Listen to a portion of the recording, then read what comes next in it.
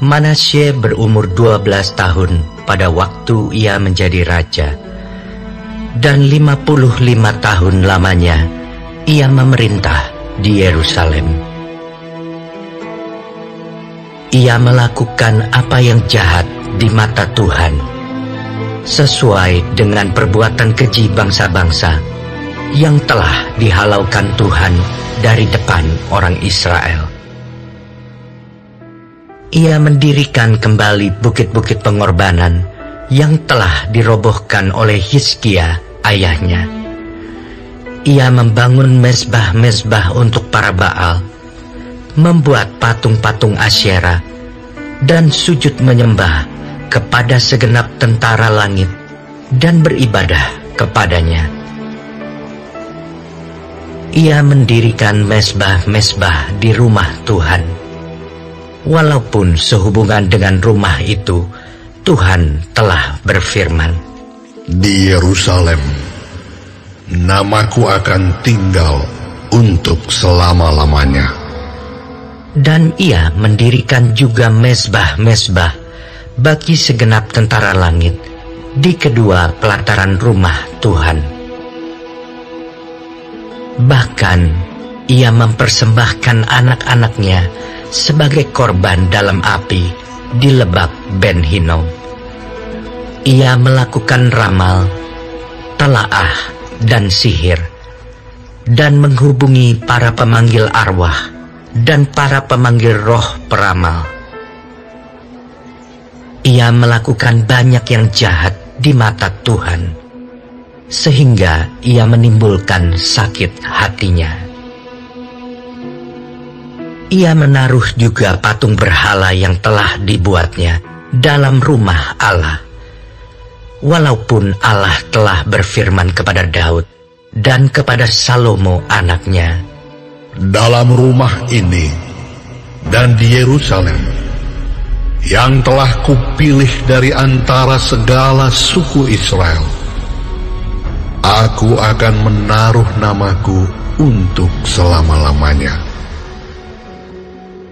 Aku tidak akan membuat pula orang Israel berjejak keluar dari tanah yang telah kutentukan untuk nenek moyangmu, asal saja mereka melakukan dengan setia segala yang telah kuperintahkan kepada mereka dengan perantaraan Musa, yakni segala hukum, ketetapan, dan peraturan."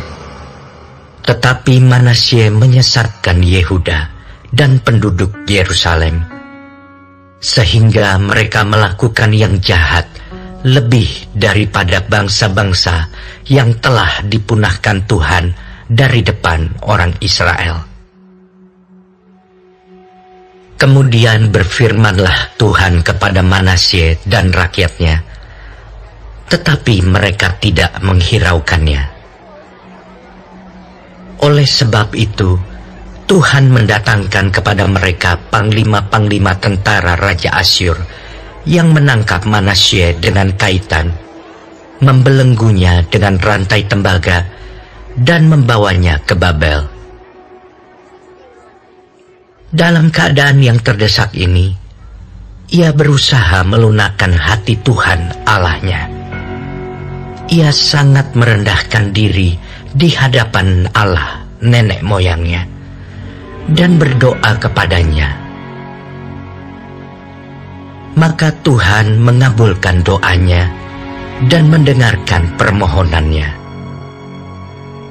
Ia membawanya kembali ke Yerusalem dan memulihkan kedudukannya sebagai raja.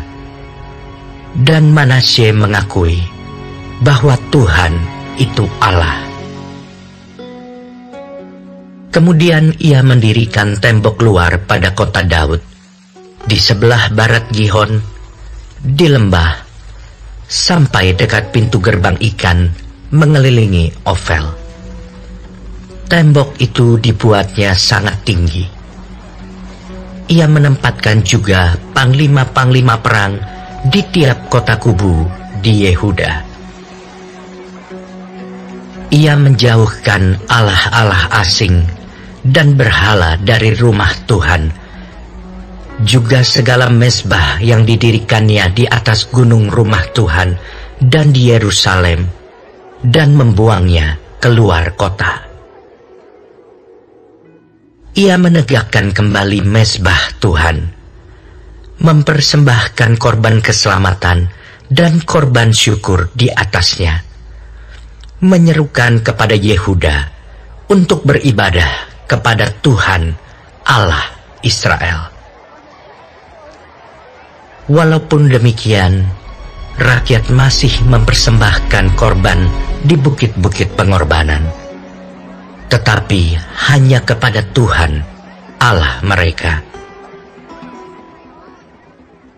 Selebihnya dari riwayat Manasye, doanya kepada Allahnya dan ucapan-ucapan para pelihat yang berkata-kata kepadanya dengan nama Tuhan Allah Israel, sesungguhnya semuanya itu terdapat dalam riwayat raja-raja Israel.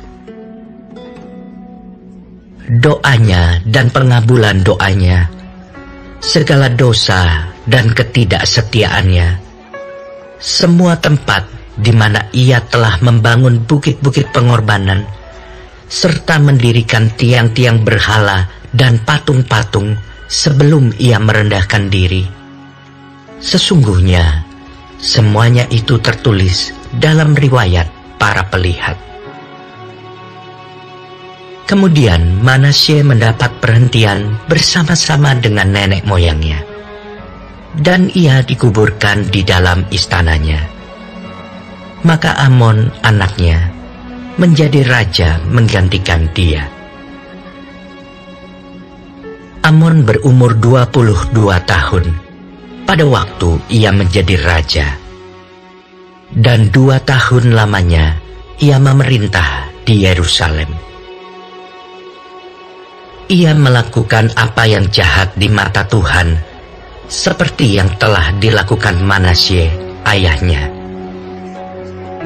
Amon mempersembahkan korban kepada segala patung yang dibuat Manasye ayahnya, dan beribadah kepada patung-patung itu. Tetapi ia tidak merendahkan diri di hadapan Tuhan, seperti Manasye ayahnya merendahkan diri. Malah Amon makin banyak kesalahannya. Maka pegawai-pegawainya mengadakan persepakatan melawan dia dan membunuhnya di istananya. Tetapi rakyat negeri itu membunuh semua orang yang mengadakan persepakatan melawan Raja Amon. Dan rakyat negeri itu mengangkat Yosia, anaknya, menjadi raja menggantikan dia.